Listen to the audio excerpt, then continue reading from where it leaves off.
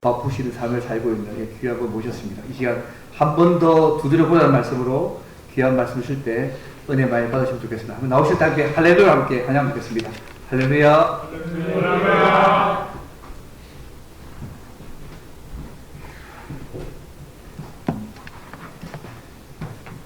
모시기 힘든 분이 아니고 이제 은퇴하고 나니까 시간 많습니다. 어떤 목사님이 틀니를 새로 해놨는데 그게 불편해서인지 설교를 15분만 하고 내려오셨습니다. 장로님들이 앞으로 매주일 저렇게 하면 어떻게 하나 걱정을 많이 했습니다. 그런데 웬걸 그 다음 주일에는 설교를 그냥 40분을 잘잘 하십니다. 예배 마치고 장로님들이 달려가서 목사님 오늘 말씀을 왜 그렇게 잘하십니까? 목사님이 오늘 아침에 바빠서 내가 실수로 우리 집사람 틀니를 하고 나왔더니 말이 이렇게 잘 나오네요.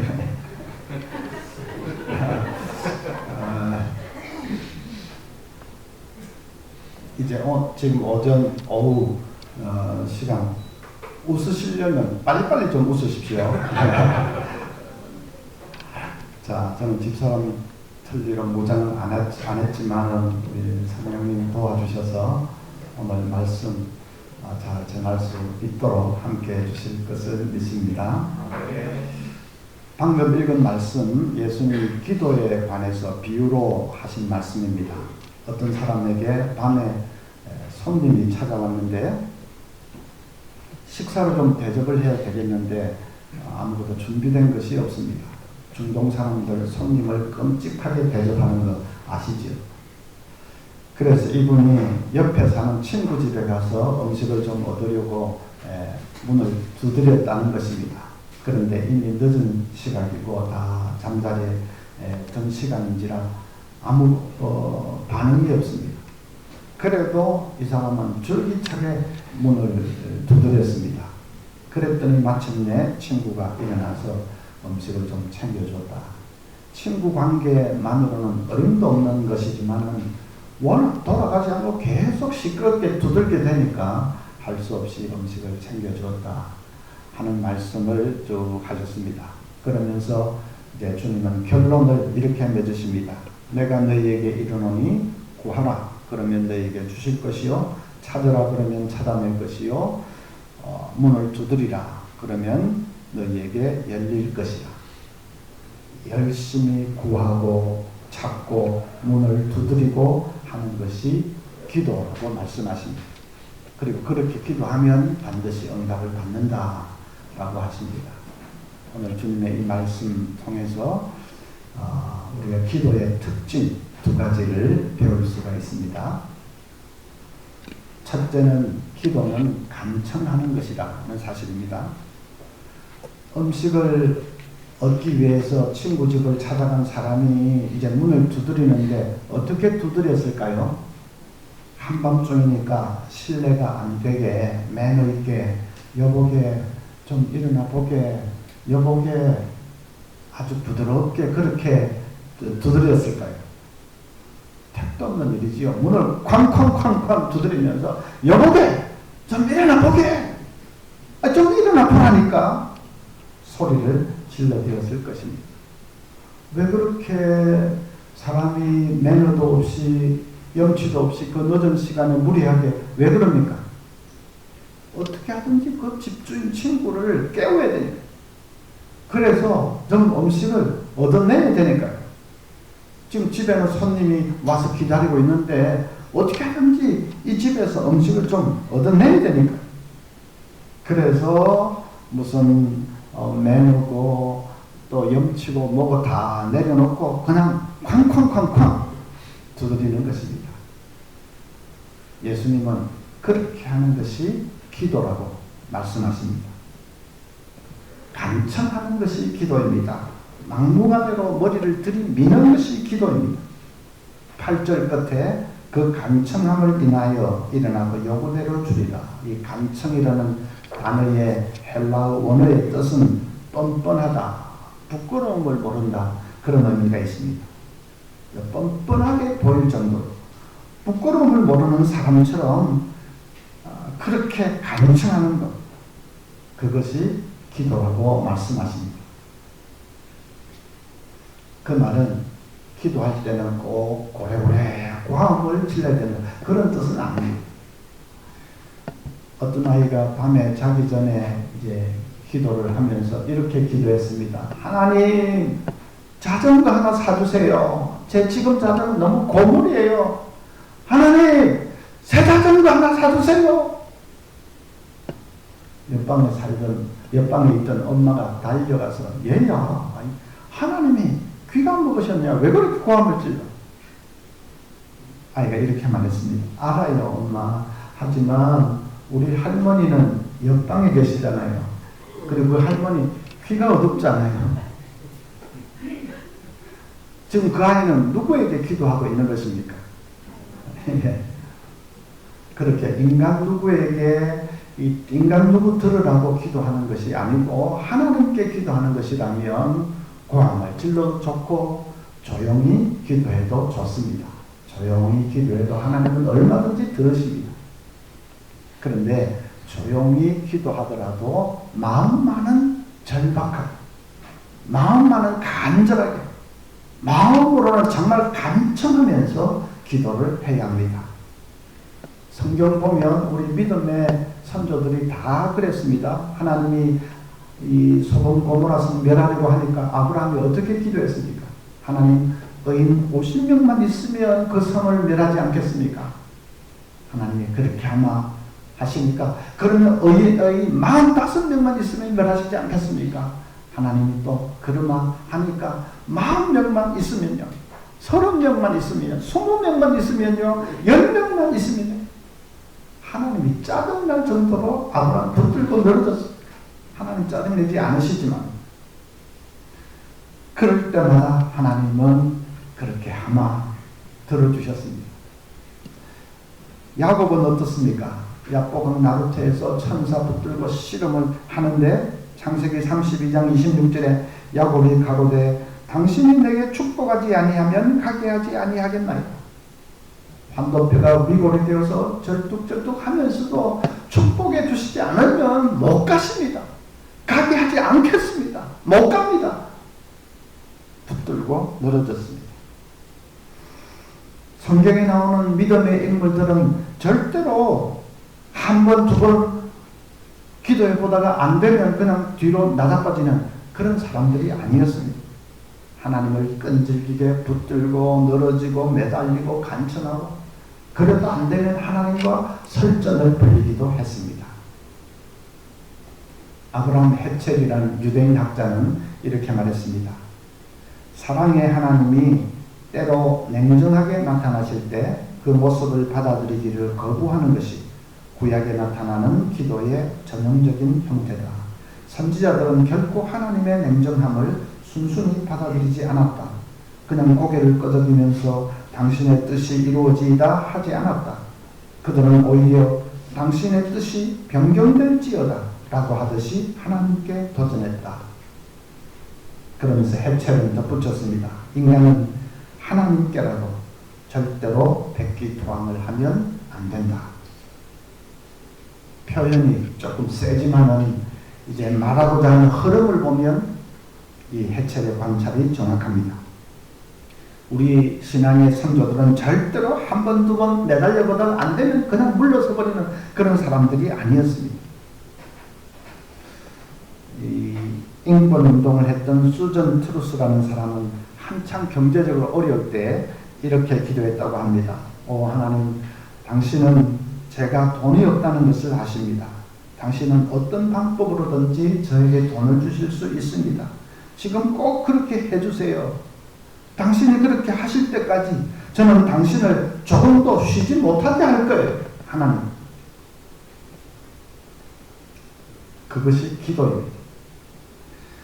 들어주실 때까지 하나님을 조금도 쉬지 못하게 하는, 계속 징징대면서 시끄럽게 구는 것, 계속 붙들고 늘어지는 것, 그것이 성경이 말하는 기도입니다.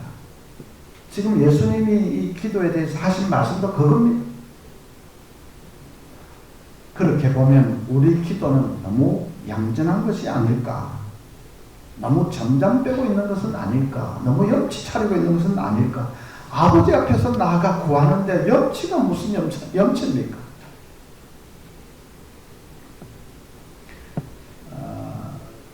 이제 제가 섬겼던 서문교회 어느 안수집사님 계신데 은행에서 아주 고위직에 계셨습니다.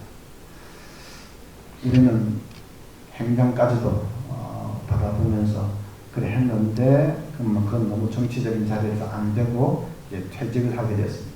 근데 그런 분들은 퇴직해도 금방 뭐 큰 회사에서 모셔갑니다. 지방에 있는 어느 큰 이 선박 만드는 회사에서 사장으로 모시고 갔습니다. 근데 그 회사가 매우 어려움을 당해서 큰 회사지만 어려워져서 이제 뭐 법정 관리에 들어가냐 마냐 하는데 우리 집사님 은행에서 고위직에 있었으니까 사장으로 모셔다가 이제 앉혀놓고 회사를 좀 소생시키라 하는 그런 의미지요. 어쨌든 우리는 뭐 이 집사님 퇴직하면 이제 끝나는 줄 알았는데 또 사장이 됐으니까 잘 됐다고 너무 참 기뻐했습니다. 그런데 웬걸 1년도 지나지 않아서 일이 터졌습니다. 회사에서 이 선박의 엔진 성능을 테스트를 한 것을 그 결과를 조작한 것이 그냥 득통이 난 것입니다. 알고 보니까 그 해 처음 한 것도 아니고 몇 년째 계속 그런 엉터리 조작을 해왔고 그러니까 회사가 그런 식으로 하니까 잘 될 리가 없는 거죠. 문제는 그 책임을 이 사장에게 딱 뒤집어 씌워버린 것입니다.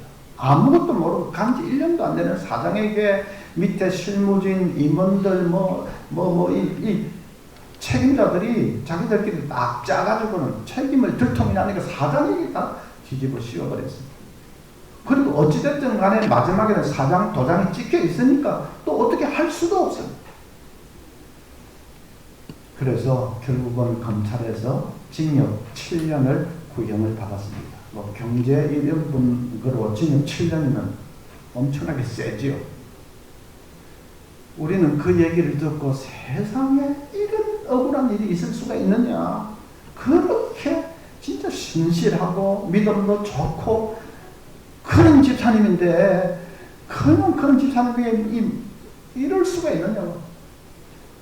교역자들은 물론이고 이제 그 다 아는 다락방 식구들 또 중보기도팀 온 교회 아는 분들 전부 막 간절하게 기도했습니다. 하나님의 공의와 정의를 세워주셔야 되지 않습니까? 뭐 다른 거 다 두고 하나님이 살아계시고 하나님의 정의를 드러내 주셔야 되지 않습니까? 세상에 징역 7년은 무슨 말입니까? 간절히 기도했습니다.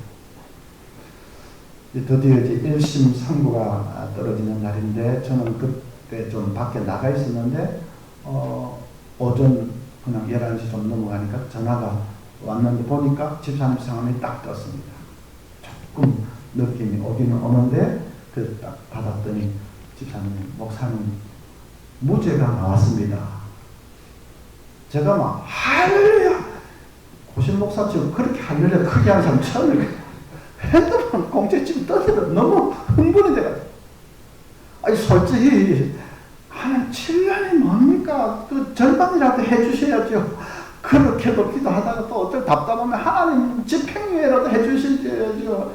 그랬는데 이야 하나님 얼마나 정확하신지.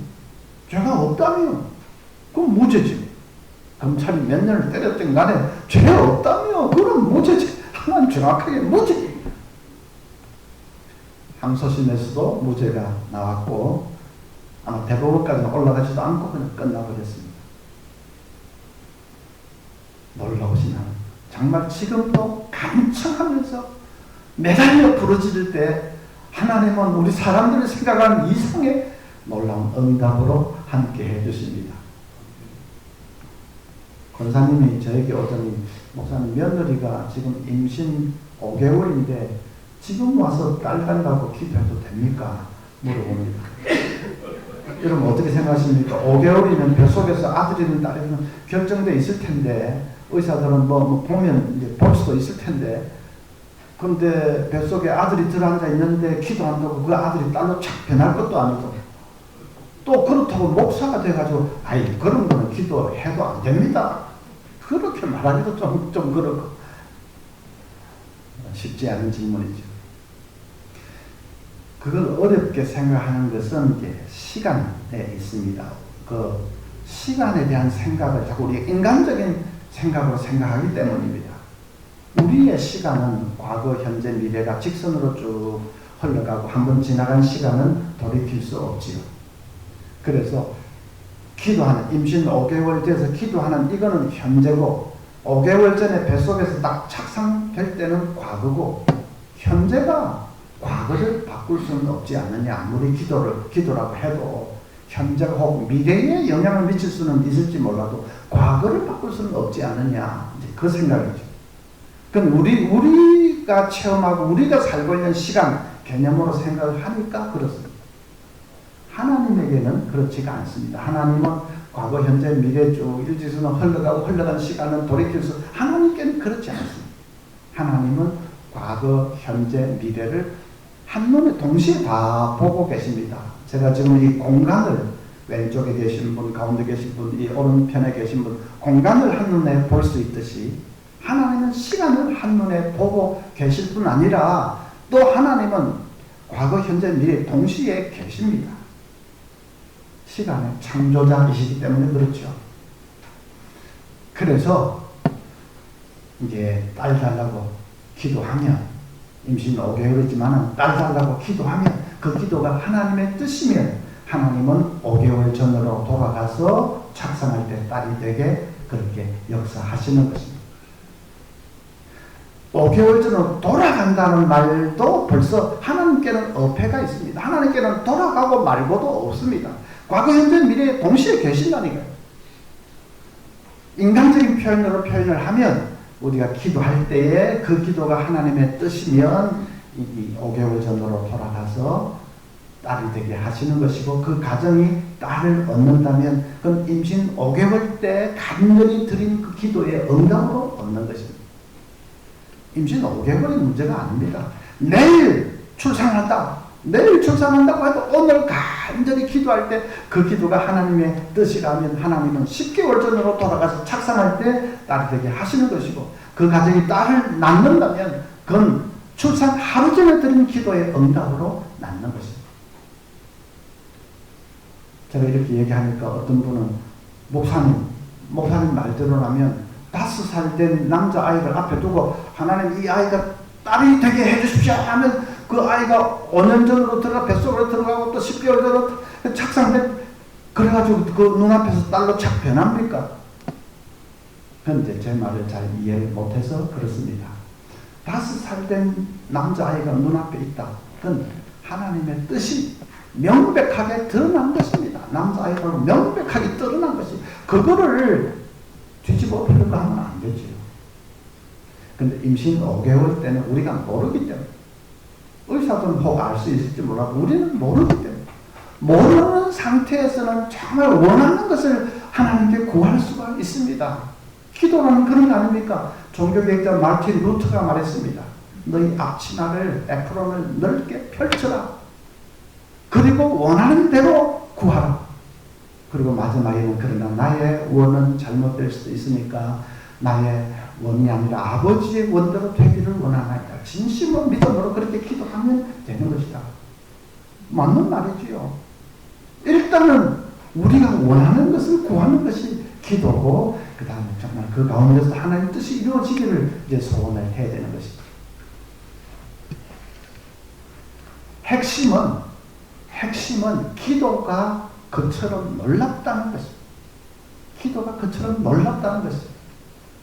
제가 한 몇 년 전에 우리 서문교에서 이 임신 5개월 기도를 해도 되느냐면 그 하면서 시간을 초월해 계신 하나님 쭉 설교를 했는데 결혼한 지 7년 됐는데 자식이 없던 그 젊은 가정이 있었습니다. 그 설교를 듣고는 우리 가정이 기도를 새로 시작해야 되겠다. 기도를 새로 시작해 결심을 하고 기도를 시작했어요. 1년 지나지 않, 1년이 채 가지 않아서 이렇게 잉태가 됐습니다. 기도가 그렇게 놀랍다. 종교개혁자 칼빈은 이렇게 말했습니다. 기도를 통해 우리의 목소리가 하나님께 용납된다는 사실보다 우리를 더 흥분시키는 것은 없다. 그렇지 않습니까? 우리의 이 작은 목소리가 크고 놀라우신 하나님의 귀에 들리고 있다는 거 생각하면 정말 흥분되지 않습니까? 기도가 그런 것입니다. 어떤 사람이 영국의 윌리엄 템플 대주교에게 가서 어떤 무신론자가 12조로 이렇게 말했습니다. 기도하면 응답이 된다고요? 그건 응답이 아니라 우연의 일치겠지요. 대주교가 이렇게 대답했습니다. 당신처럼 그렇게 생각할 수도 있겠지요. 그런데 분명한 것은 기도하면 우연한 일들이 자꾸 일어난다는 것입니다. 기도하지 않으면 아무 일도 일어나지 않지만요. 그래, 당신은 불신자고 무신론자고 하니까 당신은 뭐 응답이라는 게 어디 있냐, 우연의 일치겠지, 당신은 그렇게 생각할 수 있다. 근데 분명한 것은 기도하면 당신이 말하는 그 우연이라는 것이 자꾸만 일어난다는 거야. 기도하지 않으면 아무 일도 일어나지 않지만 그건 우연이 아니고 기도의 응답이죠. 여러분, 기도는 간청하는 것입니다. 간청하는 것입니다. 그럴 때 하나님이 역사하십니다. 둘째로, 기도는 인내하는 것입니다. 친구 집을 찾아가서 문을 두드리는데 아무리 두드려도 기척이 없습니다. 뭐 당연하지요. 다 잠자리에 더 늦은 시간입니다. 그러면 이 사람은 순간적으로 마음에 조금 낙심도 되면서 아이고 그냥 돌아갈까 하는 생각을 했을 겁니다. 왜 그런 생각이 안 들겠습니까? 아이고 그래 내가 지금 이 시각에 친구를 깨우려고 하는 이것부터가 무리한 거야. 안 돼. 그냥 포기하고 돌아가자 하는 생각이 났겠죠. 그런데 돌아가면 또 어떻게 합니까? 어디 좀 귀한 손님이 기다리고 있는데 돌아가면 어떻게 합니까? 대접할 음식은 없는데. 그러니까 아니야. 돌아가서는 안 돼. 하고 문을 다시 또 두드렸습니다. 그런데 뜻밖에도 안에서 불이 착 켜지면서 누구요? 하는 소리가 들립니다. 이제 산 거죠. 기도가 꼭 그렇습니다. 아무리 기도해도 하늘은 불 꺼진 창처럼 깜깜하게 느껴지기만 하고 하나님은 믿음도 안 하시는 것 같고 그럴 때가 있습니다. 그래서 기도라는 게 뭐 별 뾰족한 수가 있겠냐? 우리 가정의 이 문제를 무슨 기도로 해결해버리는 이게 자체가 무리한 거예요. 포기하자 싶을 때가 있을 겁니다. 그렇게 꼭 그냥 포기해버리고 싶을 때 오늘 설교 제목을 딱 떠올려보십시오. 오늘 설교 제목 다 같이 시작. 한 번 더 두드려보라. 정신을 똑바로 차리고 계시네요. 네. 다시 한번 크게 시작. 한 번 더 두드려보라. 포기하고 싶은 생각이 꿀떡같이 일어날 때 설교 제목을 떠올려보십시오. 한 번 더 두드려보라. 한 번 더 두드리는 그것이 여러분의 운명을 바꿀 수도 있습니다. 우리 한국 사람들 인내심 부족한 것은 세계가 다 압니다. 저 동남아에 여행을 가면 한국 사람인 거 알아보고는 놀려댑니다. 빨리 하면 장사꾼들이 막 놀려댑니다. 우리가 빨리 서둘러서 전쟁의 폐허에서 이 한강의 기적을 일궈낸 것은 모르고 그냥 한국 사람들 조급하다고 그냥 놀려댑니다. 근데 우리가 인내심이 좀 부족한 것은 사실이죠. 그냥 엘리베이터를 타도 문이 닫히기까지 기다리는 사람은 거의 없습니다. 자꾸만 눌러대고 인내심이 참 우리 부족합니다. 어떤 분이 이렇게 기도했다고 합니다. 하나님, 제가 인내심이 참 부족합니다. 제게 인내심을 주시옵소서. 지금 당장 주시옵소서. 이런 의문이 드는 분도 계실 겁니다. 아니, 하나님께서 빨리빨리 좀 응답해 주시면 어디가 덧나나? 왜 응답 질질 끄시면서 우리에게만 인내로 기도하라고 하시고 왜 그러시냐? 그런 의문이 생길 수도 있는데 다니엘서 10장을 보면 다니엘이 어느 날 큰 전쟁에 관한 환상을 보았습니다. 그 환상의 구체적인 의미가 뭔지가 너무 궁금해서 기도했습니다. 그런데 3주나 지나도록 아무 응답의 조짐이 없습니다. 다니엘이 전에는 이런 일이 없었는데 마음이 아주 무겁고 답답해졌습니다. 그런데 3주 지나니까 온몸에서 광채가 나는 천사가 나타나서 하는 말이 3주 전에 다니엘이 기도를 시작했을 때 벌써 응답해 주려고 이제 길을 나섰다는 것입니다. 그런데 도중에 바사국 왕이 나가서 지체가 됐다. 바사국 왕은 사탄의 세력을 가리킵니다. 그래서 서로 싸우면서 지체가 됐는데 마침내 천사장 미가엘이 또 등장을 해서 도와주어서 이제 물리치고 이제야 오게 되었다. 그 말을 하면서 이제 다니엘이 보았던 그 환상의 의미를 쭉 설명을 해 주었습니다. 그런데 다니엘은 천사가 말하는 그 의미는 귀에 들어오지도 않고 천사가 처음에 한 말 때문에 충격을 받고 자기는 좀 어떻게 보면 무심코 기도했는데 자기 기도 때문에 천상에서는 복잡한 일이 벌어지고 있었던 것입니다. 천사가 이제 길을 나서고 또 도중에 악의 세력이 막아서고 둘 사이에 막 전쟁이 벌어지고 천사장까지 막 등장하고 복잡한 일이 벌어지고 있었던 것입니다. 자기는 좀 그냥 궁금한 것 때문에 그냥 무심코 기도했는데 자기 기도 때문에 하나님은 천상에서 많은 일들을 하고 계셨던 것입니다. 그걸 알고는 와, 내 기도가 뭔데? 내 기도가 이런 것인가? 다니엘이 충격을 받았습니다.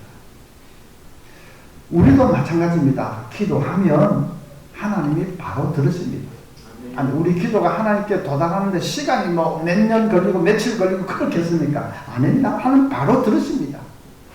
그런데 그 기도에 응답해 주기 위해서는 하나님 편에서 하실 일이 많을 때도 있습니다. 그 기도에 응답되기 위해서는 거기 관계되어 있는 다른 사람을 먼저 변화시켜야 될 그런 일도 있을 수 있고 또 그 관계된 다른 환경을 좀 조정해야 될 그런 일도 있을 수도 있고 그렇지 않겠습니까? 우리는 내가 기도한 그것만 딱 생각을 합니다. 여기 응답이 되냐 안 되냐 내가 기도한 그것만 생각하지만 하나님이 하늘에서 내려다 보실 때는 그 기도가 응답되기 위해서는 거기에 얽혀있는 다른 일들 다른 사람들 좀 조정하고 교통정리하고 변화시키고 세상 일이라는 게 다 복잡하게 이 관계가 되고 얽혀있는데 그렇지 않겠습니까? 그래서 하나님이 그 일들을 하고 계신 것입니다. 응답해 주기 위해서 그 관여된 일들을 하나님이 하고 계시는데 시간이 걸리는 것이죠. 그래서 모든 퍼즐 조각들이 다 꽤 맞춰질 때에 그때 이제 딱 응답이 나타나는 것입니다. 그러니까 하나님이 우리 인내심 테스트를 하기 위해서 일부러 응답을 질질 끄는 것이 아니라 하나님이 응답해 주시기 위해서 우리는 모르지만 하나님이 보실 때 거기 관여되어 있는 사람과 관여되어 있는 어떤 환경과 일들과 이런 것을 하나님이 조정하고 계시고 지금 역사하고 계시고 일하고 계십니다. 그래서 우리는 응답될 때까지 인내로 기도하는데 그 인내하는 것은 지루하고 따분하고 이게 뭐가 진짜 응답이 될 건가 말 건가 그런 인내가 아니고 기쁨으로 인내할 수 있습니다. 하나님이 일하고 계신다는 것을 우리가 알기 때문에 구하라 그러면 주신다. 찾으라 그러면 찾아내게 하신다. 분명히 약속하셨으니까. 그러니까 하나님이 지금 일하고 계신다 하는 것을 믿고 기쁨으로 기다리는 것입니다. 기쁨으로 인내하는 것입니다. 지푸라기 하나로 코끼리 등뼈를 부러뜨릴 수 있다. 믿으시겠습니까? 네, 그럴 수가 있습니다. 왜냐하면 지푸라기를 코끼리 등 위에 올리고 쌓고 계속 쌓으면 아무리 거대한 코끼리라도 견딜 수 없는 시점이 올 겁니다. 그때 지푸라기 하나 더 올리면 코끼리가 등뼈가 쫙 쪼개지면서 불썩 쓰러지게 됩니다. 그것을 임계점이라고 합니다. 임계점에 도달하면 지푸라기 하나 더 떠 올리는데 그냥 코끼리가 등뼈가 쪼개지면서 불썩 쓰러집니다. 우리 살아가는 삶에도 이 임계점이 있을 때가 많습니다. 해리포터를 써서 영국 여왕보다 더 부자가 된 조앤 롤링. 그분은 해리포터를 순적하게 출판한 게 아닙니다. 모두 12군데 출판다 해서 다 거절을 당했어요. 그도 그럴 것이 아무 이름도 없는 무명의 아줌마가 아이를 이 유모차에 태우고 질질 끌고 와서 이 원고 뭉치 내밀면서 이걸 책으로 좀 내주십시오 하는데 어느 출판사에서 그걸 받아가지고 책으로 덜렁 출판을 하겠습니까? 전부 안 된다, 안 돼. 12군데에서 빠꾸를 먹었습니다.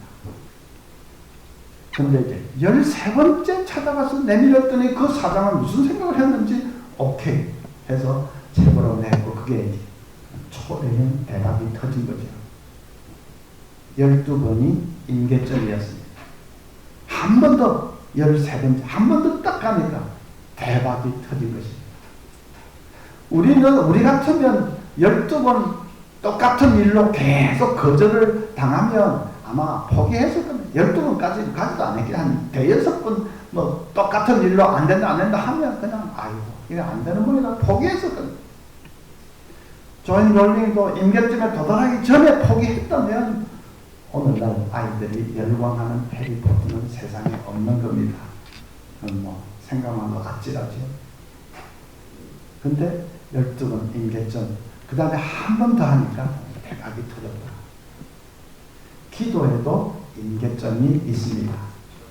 제 말이 아니고 요한계시록 8장에 보면 우리 기도는 향연이 되어서 하늘로 올라가서 하나님 보좌 앞에 있는 금향로에 차곡차곡 쌓인다고 했습니다. 그래서 그 기도의 향연이 향로에 쌓여서 향로 완전히 아귀까지 꽉 차면 천사가 그것을 취해서 불을 붙여서 지상에 쏟으면 지상에서 그냥 지진이 나고 번개와 뇌성과 우레가 친다. 그 말은 기도가 응답된다는 말이지요.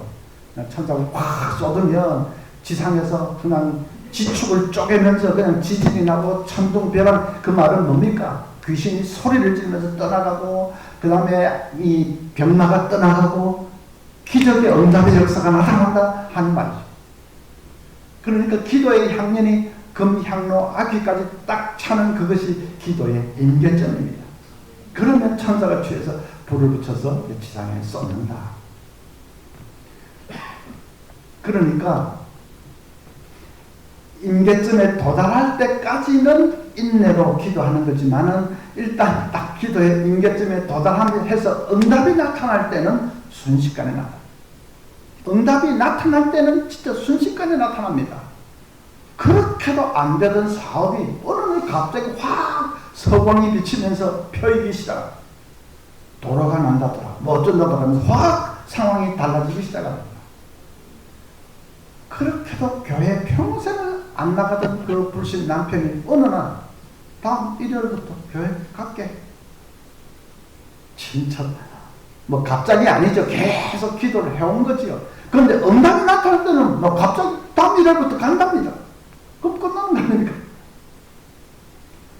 장가 결혼을 못 시켜서 애를 태우는데 어느 날 갑자기 그냥 신랑감이 딱 나타나. 제가 아는 목사님 가정이 그랬습니다. 제가 오래전에 이제 부산 노예에 속해 있을 때 그 노예 목사님 가정, 그 가정의 딸은 그때 마음을 넘겼습니다.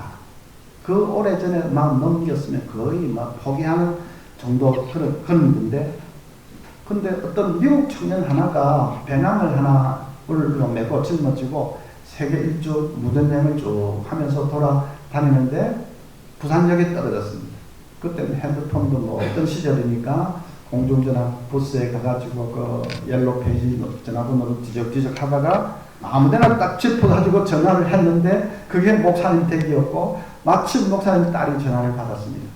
미국 청년이 내가 무전여행하며 돌아다니다가 이제 부산역이라는 곳에 왔는데 여기는 아는 사람도 없고 아는 데도 없고 그래서 신뢰를 무릅쓰고 전화를 했습니다.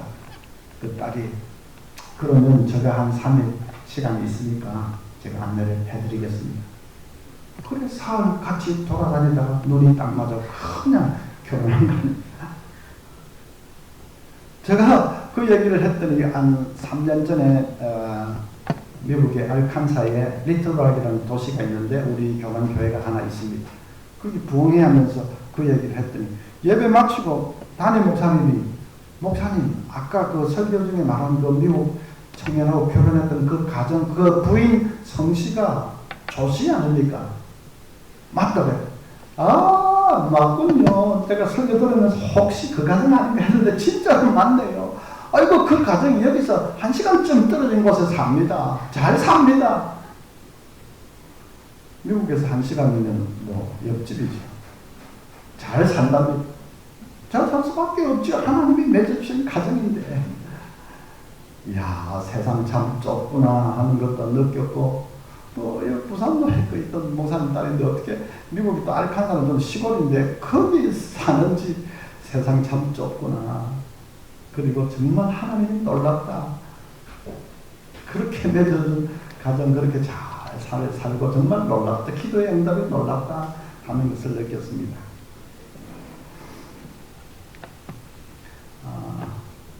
여러분 혹시 좀 결혼을 못 시켜서 애를 태우는 자매가 있으면 제가 신방을 해보면 집집마다 하나씩 다 있습니다. 저희 집에도 하나 있습니다. 그건 하나가 아니라 한 놈이지 한 놈이 있습니다. 진짜 징글징글합니다. 생각이. 그래서 부모들은 얼마나 애를 태웁니까만은 여러분 포기하지 말고 계속 기도하십시오. 무슨 사윗감이 여러 명 필요한 것도 아니지 않습니까? 한 명만 있으면 되지 않습니까? 그 한 명 응답이 나타날 때는 순식간에 나타나는 거예요. 임계점에 도달하는 것까지가 인내지 나타날 때는 순식간에 어느 날 갑자기 나타날 거예요. 저도 또 제 집사람도 그렇게 믿고 저희도 계속 기도하고 있습니다. 근데 미국 청년한테서 전화 올 수는 있으니까 영어는 조금 해놔야 됩니다.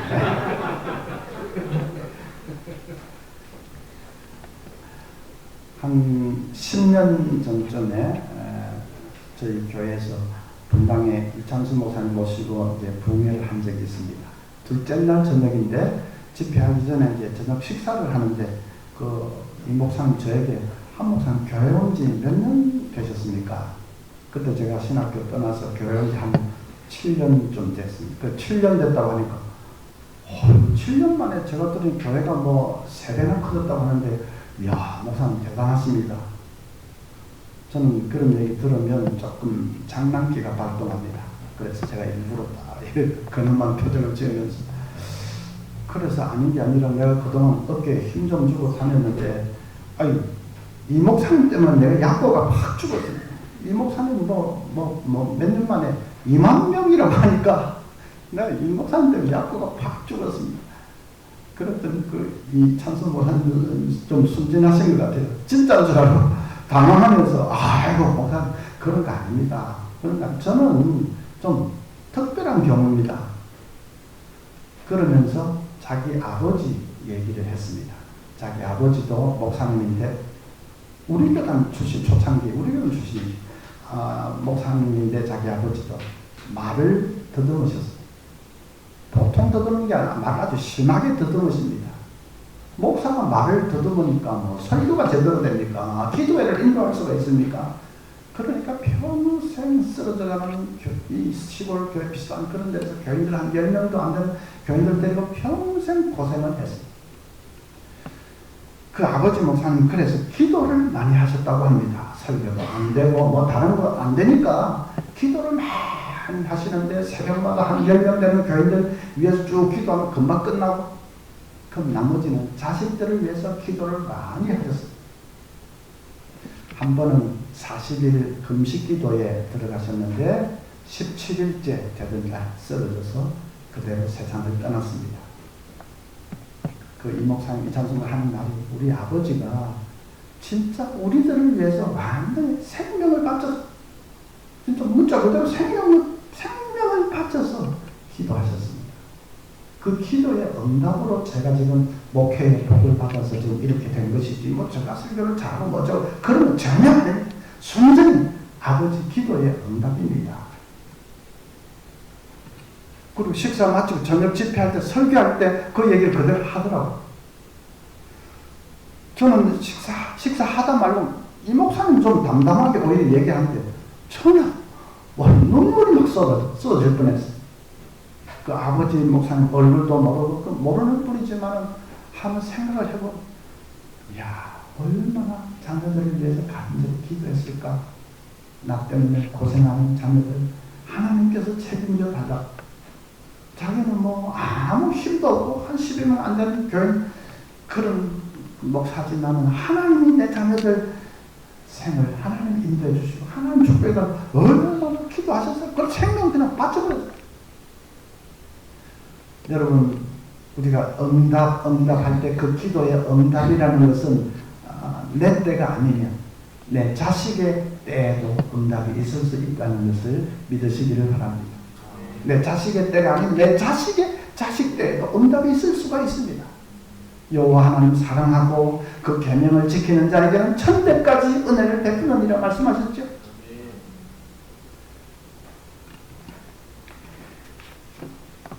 자,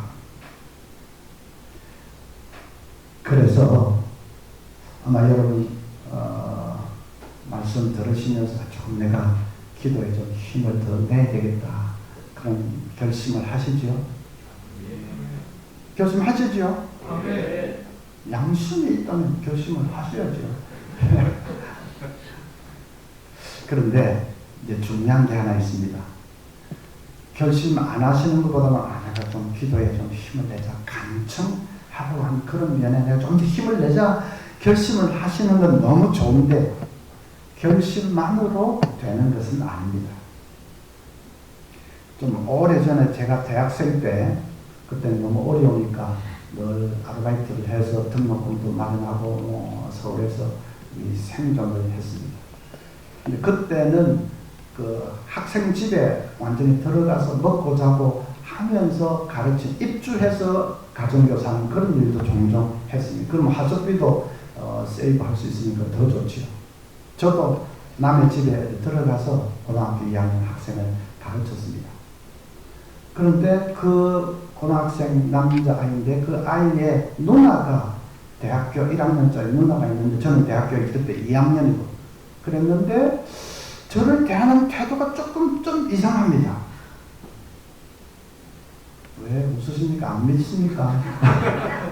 옛날에는 저도 잘 나갔습니다. 한때는 조금 이상하더니 무슨 흑심을 푼 게 아닌가 싶은데 아닌 게 아니라 어느 날 이번 토요일 날 태릉 배밭에 자전거 타러 가지 않겠느냐. 완전 노골적인 자전거 데이트 신청이 들어와서 야 그때 대학교 2학년 때니까 생각을 해보십시오. 이거 너무 좋은데 진짜로 뭐 제대로 된 데이트 신청 뭐 처음 받아볼 정도 그러니까 뭐 너무 좋은데 문제가 제가 자전거를 탈 줄을 몰랐습니다. 자전거를 타본 일이 있어요. 그래서 이 고민을 어떻게 하나 뭐 자전거 못 탑니다. 그래서 못 가겠습니다. 하는 나를 진짜 죽어도 하기 싫고 그래도 타지는 못하고 고민을 하다가 또 그럴 때는 제가 약간 똥배짱이 있어가지고 얘랑 가자 가자고 했습니다. 자전거 뭐 안 타봤지만 그렇게 어렵겠냐. 자빠지려고 하면 페달을 확 빨리 밟으면 되겠지. 또 뭐 내가 운동신경이 없는 것도 아니고 가자고 했어요. 그때 5월 정말 눈부신 봄날이지요.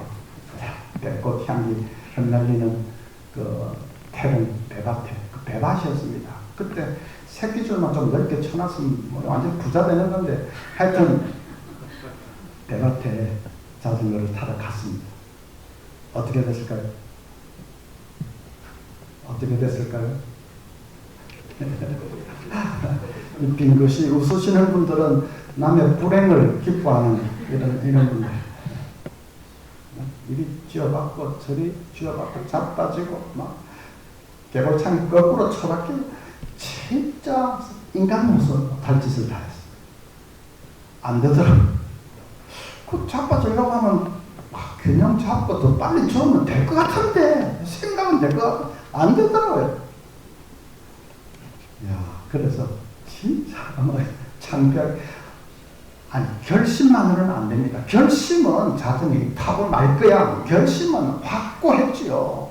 또 여자 앞에서 폼 나게 되면 그런 의지와 결심은 충천했지요. 그런데 안 됩니다. 뭐가 부족합니까? 뭐가 없어서 안 됩니까? 예, 연습. 그건 인내가 아니고 연습, 훈련.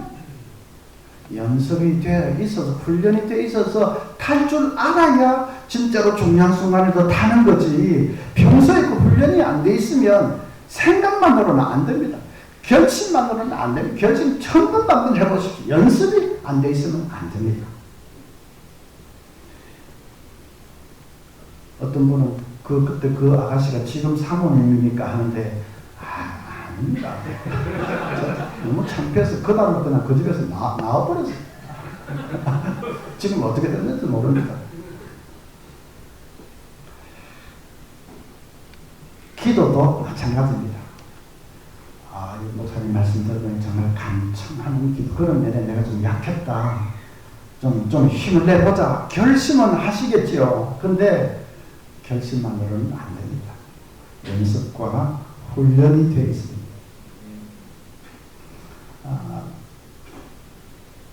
요즘은 그 초보 운전 표시도 아주 전에같이 막 병아리 그려놓고 왕초보 그런 건 옛날이고 좀 아주 다양하게 재미있게 그런 거 많습니다. 전 재밌어서 늘 좀 유심히 보는데 한 번을 보니까 초보 운전도 표시했는데 3시간 동안 직진만 했어요. 그렇게 붙여놓은 것도 있고 또 하나는 저도 제가 무서워요. 와, 그거 보니까 지도 지가 무섭다는 거야. 그 다음에 또 어떤 거는 영화 대사처럼 전 이미 걸렸어요. 먼저 가세요. 그런데 한 번 딱 보니까 그 제일 앞거는 이거였습니다. 답답하시지요? 저는 환장하겠습니다.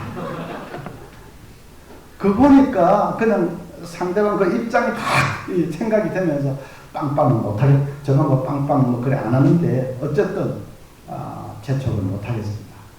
자기는 진짜 환장하고 싶을 거야. 운전이 마음대로 안 돼가지고 겁도 나고 뒤에서 막 차도 따라오는데 어떻게 해야 되겠는데 안 돼가지고 본인은 환장하고 싶을 거야. 다른 사람은 답답하게 생각할지 모르지만 마찬가지입니다.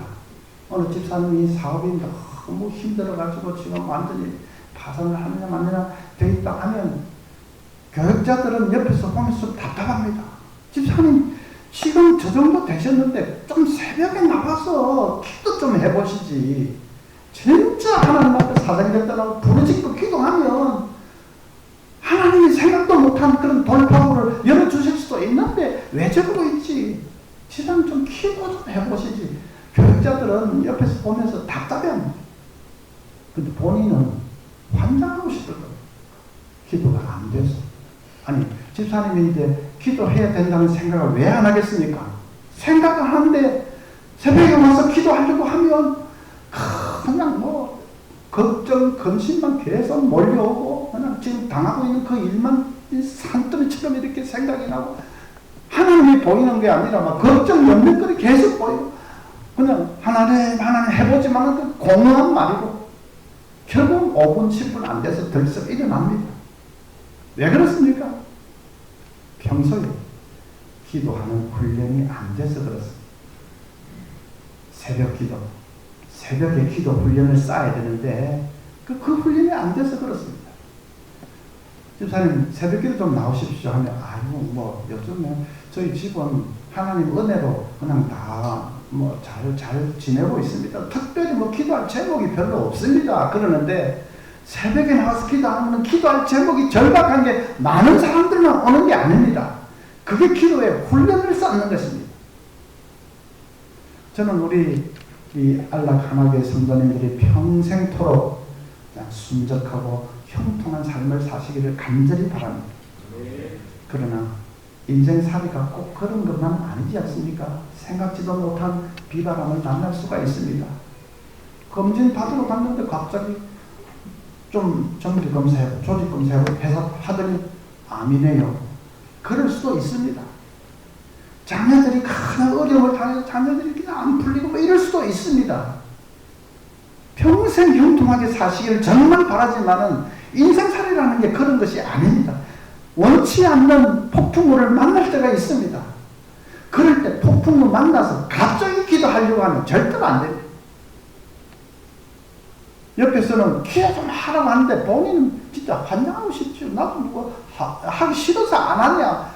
눈만 감으면 기도가 나온 게 아니라 하나님 보이는 게 아니라 그냥 염려 근심 훈련이 안 돼서 훈련이 안 돼서 그래서 우리 안락 하나교회 성도님들 새벽 제방을 얼마나 쌓으시는지 모르겠지만은 우리 지금 가정에 별 문제가 없습니다. 그런 소리 하지 말고 평생 그냥 아무 어려운 일 없이 살 자신이 있으면 혹 모르겠을 때 그런 게 아니라면 이 훈련을 새벽에 훈련을 쌓아야 됩니다. 그런 말 있죠. 연병장에서 땀 한 방울 더 흘리면 전투에서 피 한 방울 덜 흘린다. 연병장에서 땀을 피어들 쏘고 하면서 꼭 이렇게까지 해야 되냐 뭐 그럴지 몰라도 그때 땀 한 방울 더 흘리는 사람은 진짜 전투가 벌어졌을 때 피 한 방울 덜 흘릴 수 있다. 영적으로도 마찬가지입니다. 또 제가 성경 다음으로 거의 좋아하는 말. 챔피언은 링에서 태어나지 않는다. 링에서는 다만 인정받을 뿐이다. 이 권투 챔피언이 링에서 탄생하는 것이 아니라면 어디서 태어난 것입니까?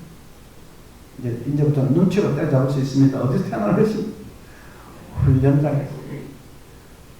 이 훈련장에서 그냥 샌드백을 하면서 죽으라고 치고 두들겨 잡아주고 그냥 스파링 파트너와 함께 막 치고받고 뒹굴고 땀을 비오듯이 쏟는 그 훈련장에서 챔피언은 이미 탄생한 것입니다. 링에서는 이제 그것을 만인 앞에서 인정받는 시간일 뿐입니다. 마찬가지입니다.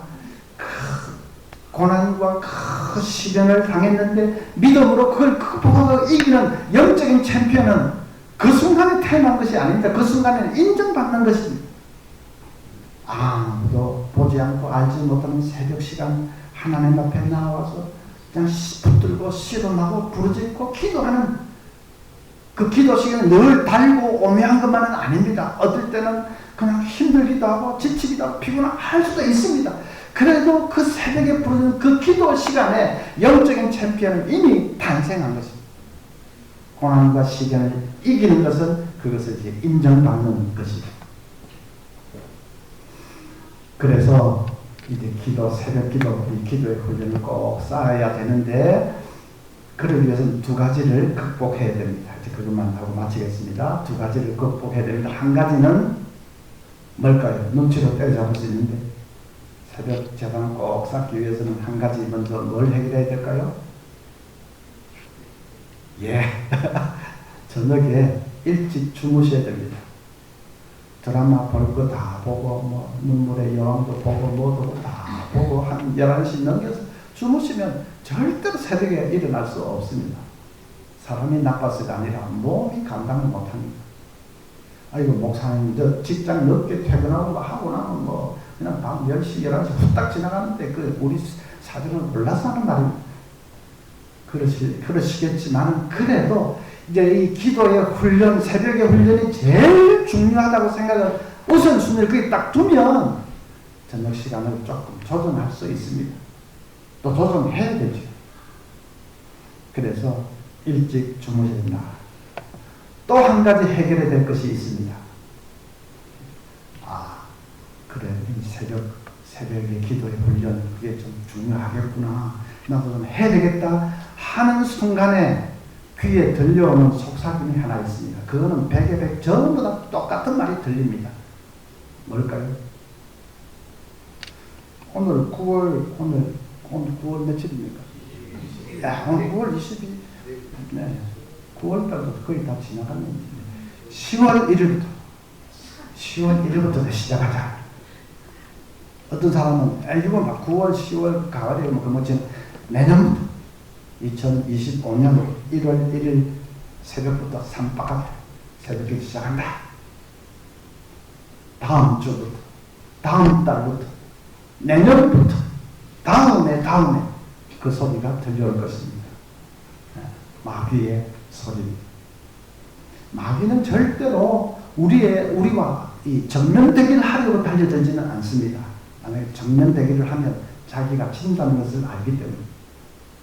기도하기 쓸데없는 그런 필요 없어. 괜히 절에 사치만은 별 필요 없어. 마귀는 절대로 그렇게 하지 않습니다. 다 장로님들, 집사님, 안수현 권사님들인데 뭐 기도 필요 없어 해가지고 자기가 이기지 못할 건 아니까요.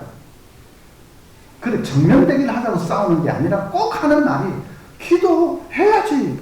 얼마나 중요한데 해야지.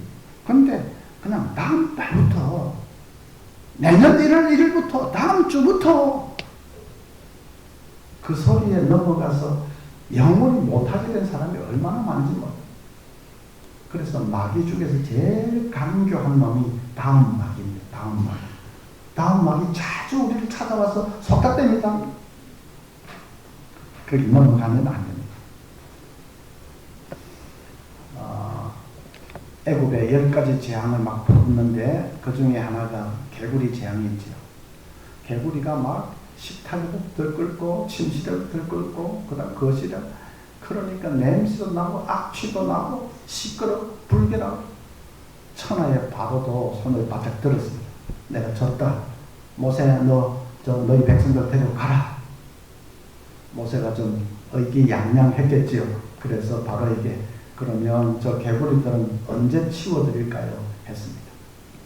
바로가 뭐라고 답했는지 이거는 눈치로 때려잡을 수 있지는 않고 좀 성경 자세히 봐야 되는데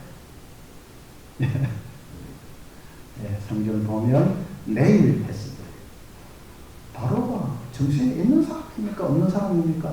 그 천하의 바로가 자존심 다 구기고 그냥 내가 졌다 하고는 워낙 뭐 시끄럽고 불길하고 전염병도 옮기고 하겠습니까? 그래서 내가 졌다고 허락을 해줬으면 모세가 언제 치워드릴까요? 지금 당장 해줘. 꼴도 보기 싫다면 지금 당장 그렇게 해줘. 내일 하면 하룻밤을 더 개구리 들고 지내야 되는 거 아닙니까? 어떤 미국의 설교 잘하는 유명한 목사님이 그 본문을 가지고 설교를 하면서 설교 제목을 그렇게 뽑았습니다. 개구리들과 하룻밤 더. One more night with friends. 개구리들과 하룻밤 더. 개구리들과 하룻밤 더 지낼 필요가 없습니다. 다음 주부터, 다음 달부터 뭐 그렇게 할 필요가 없습니다. 또 그렇게 하면 못합니다. 새벽 기도니까 내일 새벽부터. 내일 새벽부터. 지금부터. 바로. 그래서 여러분 이 새벽 기도의 훈련을 꼭 쌓으시기 바랍니다. 너무 중요합니다. 다시 말씀드립니다. 평생 아무 어려움 없이 나는 자신 100% 있다 싶은 분은 뭐 안 하셔도 될지도 모르요. 그러나 그게 아니라면 기도의 훈련을 쌓아야 된다. 위기를 만나서 갑자기 기도하려고 하면 절대로 안 됩니다. 자전거 생각하지. 자전거 얼마나 기분 좋은 황홀한 순간인데도 자전거 안 타졌던 그걸 자빠지고 개골창에 처박힌 그거 생각하시고 훈련을 쌓아야 됩니다. 메리큐스 마네라는 부인이 있는데 남편이 사업에 완전 실패해서 어디로 잠적해버렸습니다. 부인과 아이들이 거리에 나앉게 됐습니다. 그 또 엎치는 덮치고 이 제일 장남 큰애가 또 뭐 어디 문방구에서 뭘 훔치다가 들켜가지고 파출소에서 또 연락까지 왔어. 도무지 감당을 못해서 부인이 여기까지 이 모양이다. 도무지 이제 안 되겠다. 그래서 자녀들 빨리 재우고 문을 꽁꽁 창문을 닫아놓고 방 안에 가스를 틀었습니다. 냄새가 점점 번져가면서 정신이 몽롱해져 오는데 그런데 어디서 찬송 소리가 들려옵니다. 문을 꽉 닫아놨는데도 바로 옆집에서 부르는 찬송인지 창틈을 타고 찬송 소리가 들려옵니다. 내 모든 시험 무거운 짐을 주 예수 앞에 아뢰이며 근심에 쌓인 날 돌아보사 내 근심 모두 맡으시네 만에 번쩍 정신이 들었습니다. 주일학교 때 교회 뭐 같이 친구 따라 몇 번 가고 하고는 평생을 이제는 교회와 담쌓고 살아왔는데, 그래서 찬송소를 나는 알지요. 진짜 오랜만에 듣는 찬송에 정신이 번쩍 들면서 불현듯이 떠오르는 생각이, 내가 죽을 생각을 하면서 하나님께 기도할 생각을 왜 하지 못했던가, 그 생각이 망치로 한 대 얻어맞는 듯이 생각이 들어요. 그래서 창문부터 활짝 열고 아이들을 막 힘을 다해서 밖으로 밀어내고, 가스는 물론 잠그고, 그리고 이제 방 가운데 무릎을 꿇고 기도하기를 시작합니다. 기도가 잘 되겠습니까? 뭐 수십 년 기도를 해본 적이 없는데 그냥 하나님, 하나님, 하나님 소리만 하면서 하나님을 부르는데도 왜 그렇게 막 눈물이 쏟아지는지, 1시간쯤 계속 울면서 하나님의 이름을 불렀는데 마음이 좀 가라앉으면서 진짜 용기가 이 샘솟듯이 솟아나기를 시작합니다. 내가 죽었다고 생각하고 밑바닥부터 다시 한번 시작해보자 한 생각이 들기 시작합니다. 그냥 놀라운 응답이지요. 먼저 죽으려고 가스를 틀어놓은 사람인데 밑바닥부터 다시 한번 시작해보자 하는 그 자체가, 그런 생각이 든 자체가 놀라운 응답이지요. 시골에 내려가서 배가를 하나 얻어가지고 거기서 이제 아이들을 살기를 시작합니다. 어려움은 계속되었습니다. 뭐 첩첩산중처럼 어려움은 계속되었습니다. 그래도 그냥 자녀들 생각하면서 꿋꿋이 견뎌냈어. 또 뭐 죽을 각오로 덤비니까 못 넘을 산도 없었습니다. 마침내 그 부인이 기적처럼 재기를 했다고 합니다. 무엇보다도 자녀들이 잘 됐습니다. 그래서 그 가정이 회복이 됐습니다. 그 메리큐스 마네가 자서전적인 책을 펴냈는데 책 제목이 근심이여 안녕 하는 책인데, 마지막 부분에서 이렇게 말했습니다. 죽을 수 있는 용기를 가진 자들이여, 하나님께 기도할 수 있는 용기로 바꾸어 보십시오. 100번의 단식보다 한 번의 기도가 당신에게 기적을 가져다 줄 것입니다. 100번의 절망보다 한 번의 믿음이 당신의 운명을 바꾸어 줄 것입니다. 진짜 이 말도 저는 성경 다음으로 기억합니다. 100번의 단식보다도 한 번의 기도가 당신에게 기적을 가져다 줄 것입니다. 100번의 절망보다 한 번의 믿음이 당신의 운명을 바꾸어 줄 것입니다. 우리 안락 하나님의 사랑하는 성도님들, 기도가 좀 살아야 됩니다. 기도 생활에 변화가 있어야 되겠습니다. 감청하는 기도, 인내하는 기도를 하되 바로 되는 것은 아니니까 기도의 훈련을 여러분 쌓아가시기를 바랍니다. 교회의 자산, 교회의 자산이 뭡니까? 어디에 뭐 수천 평 땅을 준비를 해놨다, 어디 기도원을 가지고 있다, 그런 게 교회의 자산이 아닙니다. 교인들 중에 교인들이 뭐 수백 명, 수천 명 된다, 그 중에 교수, 박사, 뭐 사자부터 사람 많다, 그런 게 교회의 자산이 아닙니다. 교회의 자산은 기도가 됩니다. 초대 예루살렘 교회가 뭐 건물이 웅장하고 좋았습니까? 유력한 사람들이 많았습니까? 기도원이 있었습니까? 100몇십 명 되는 이 여성들, 이름 없는 사람, 그러나 간절히 기도하는 기도의 능력이 그 교회에 있었습니다. 오순절 성령 충만도 받았고 막 선교사도 파송했고 세계를 바꾸는 그런 위대한 역사가 태동이 된 거 아닙니까? 교회의 자산은 기도. 우리 안락하나교회 정말 이 자산이 풍성하고 넉넉한 그런 교회에 대해서 기도를 통해서 여러분 개인적으로도 조금 놀라운 일들을 많이 경험하시고 하나님의 기적의 응답도 경험하시기를 바랍니다. 교회적으로도 하나님께서 이제 놀랍게 큰 일을 하시는 그런 교회 되시기를 주님의 이름으로 축원합니다.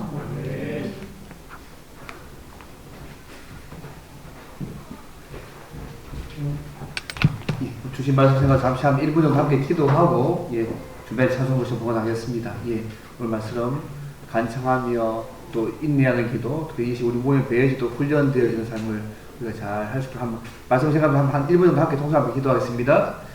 하나님 아버지 오늘도 감사합니다. 오늘 말씀을 통하여서 더 기도해야 될 것 같이 알게 하심을 감사합니다. 간청해야 되고 정말 주님 약속을 붙잡고 인내해야 되고 이것이 우리 몸에 배어져 가도록 또 훈련이 되어져야 될 것 같이 알게 하심을 감사합니다. 오늘부터 당장 기도의 무릎들이 좀 더 연습되어져 훈련되어져서